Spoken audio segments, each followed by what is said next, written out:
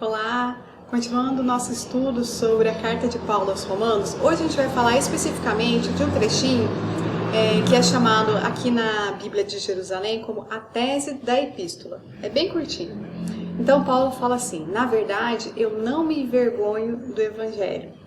Ele é a força de Deus para a salvação de todo aquele que crê, em primeiro lugar do judeu, mas também do grego, porque nele a justiça de Deus revela da fé para a fé, conforme está escrito: o justo viverá da fé, pela fé. Primeiro ponto para a gente conversar aqui hoje rapidinho é sobre essa questão da vergonha. Não se envergonhar do Evangelho, não se envergonhar da Boa Nova.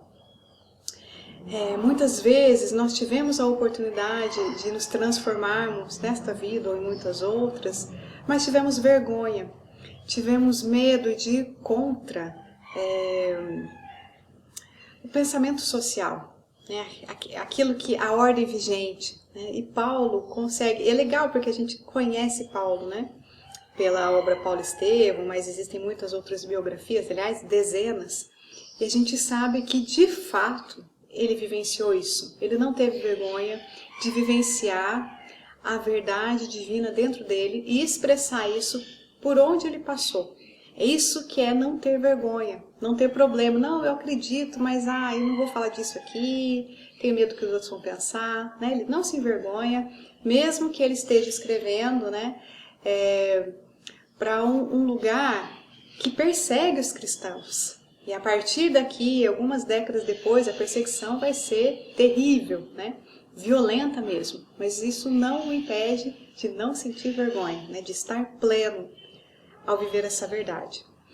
E aí, uma outra reflexão interessante que cabe nesse trechinho aqui é essa ideia aqui, ó, em primeiro lugar do judeu, mas também do grego. Aqui nos parece, Paulo está fazendo uma referência ao conhecimento histórico, sociológico, cultural desses dois grupos, né? O judaísmo recebeu peças, digamos assim, da verdade divina por meio dos seus profetas, né? Por meio de Moisés. Mas isso também, de alguma forma, chegou para a cultura grega. A gente pode pensar na filosofia, ou mesmo nas mitologias, como sendo aquelas formas de reflexão sobre, ainda que pequenas peças, como se fosse um quebra-cabeça, né? E a gente sabe que Paulo vai perceber que, assim, Jesus é a chave que fecha tudo isso. Se a gente for pensar na metáfora do quebra-cabeça, quem faz essa metáfora é o Haroldo Dutra Dias, eu acho ela muito rica, para comparar o Antigo Testamento com o Novo Testamento e a visão de Paulo. Então é como se cada profeta fosse uma peça da verdade divina. E Jesus, ele é a caixa do quebra-cabeça que tem a imagem total, a verdade inteira ali daquela imagem. Então, olhando para Jesus, a gente consegue montar essas outras peças, né, que veio no judaísmo ou nas outras culturas. E aí, esse finalzinho aqui do trecho, ele vai falar da justiça de Deus. A questão da justiça vai aparecer muitas vezes aqui nesta carta. Ela é um tema, né, importante para a gente pensar. E aí, o finalzinho, ele vai dizer: o justo viverá pela fé. Bom, primeira coisa, vamos falar sobre a justiça de Deus. A gente vive hoje, e Paulo, na época de Paulo isso não era diferente, talvez tivessem outras nuances e mais força ainda, uma ideia de que existe impunidade, de que não existe justiça divina, né? E a gente sabe que se a gente olhar só para a realidade material, talvez a gente não consiga ver com muita clareza a concepção de justiça, de verdade divina. Mas se a gente olhar do ponto de vista espiritual, toda ação tem a sua consequência. E nisso teremos uma experiência que vai nos deixando justificados, né? O termo justificado é muito usado aqui nesta carta e na Bíblia como um todo. Justificado significa estar em paz com a justiça divina, né? Estar quite, estar tranquilo, né? Então, ele vai falar dessa justiça divina, dessa justiça de Deus, que é de fé para fé. A fé, acho que a gente pode pensar aqui como a fidelidade, não apenas, né, a confiança, a crença, perdão, não apenas como a crença, mas também a confiança, a fidelidade, né, aquele sentimento que a gente vai treinando para aumentar cada vez mais. Não é natural, não é espontâneo simplesmente, ele começa natural, mas a gente tem que cultivar ele para aumentar e melhorar a nossa relação com Deus, né? E agora essa última frase, o justo viverá pela fé, foi muito mal interpretada há milênios, por nós mesmos, né? Já que nós estamos aqui na seara espírita, nós podemos dizer que fomos nós mesmos que erramos. Muitas vezes aí na história, que a gente vê absurdos, não fomos nós, né? A gente não joga para o outro, não, a gente joga para a gente.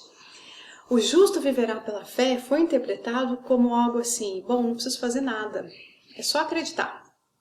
E isso rendeu a ociosidade, rendeu assim, justificou, né, a ociosidade, a omissão.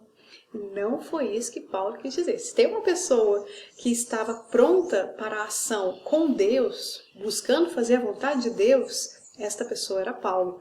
Não foi uma pessoa da inação, né? Não foi uma pessoa que não deu o seu exemplo. A gente vê isso na carta. O tempo todo ele fala dele para dar o exemplo de esforço dele, o esforço que ele está fazendo. Se ele está fazendo esse esforço, nós também somos capazes de fazer. O justo viverá pela fé significa que, para estar quite com a justiça divina, eu preciso aprender a confiar, a acreditar, né? Acreditar na intervenção divina o tempo todo na minha vida.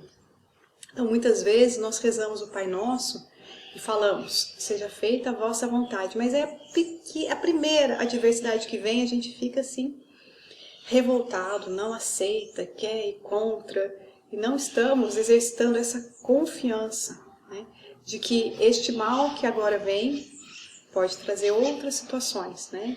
Claro que há um tanto, né, de ação que a gente precisa praticar, só a gente olhar para a vida de Paulo, a gente sabe disso, mas é também preciso entregar. A ida dele para Roma, por exemplo, né, ele foi, mas não do jeito que ele imaginava, foi de outra forma, né? Há uma frase bela que está citada num dos livros do André Luiz, que é: o mal trabalha para o bem e o desconhece. Então, esse mal que às vezes nos chega, muitas vezes é o caminho, se a gente conseguir continuar fazendo bem, continuar confiando, continuar na nossa fé, vai ser algo que pode ser aproveitado pela espiritualidade para o nosso próprio bem. Continuamos semana que vem.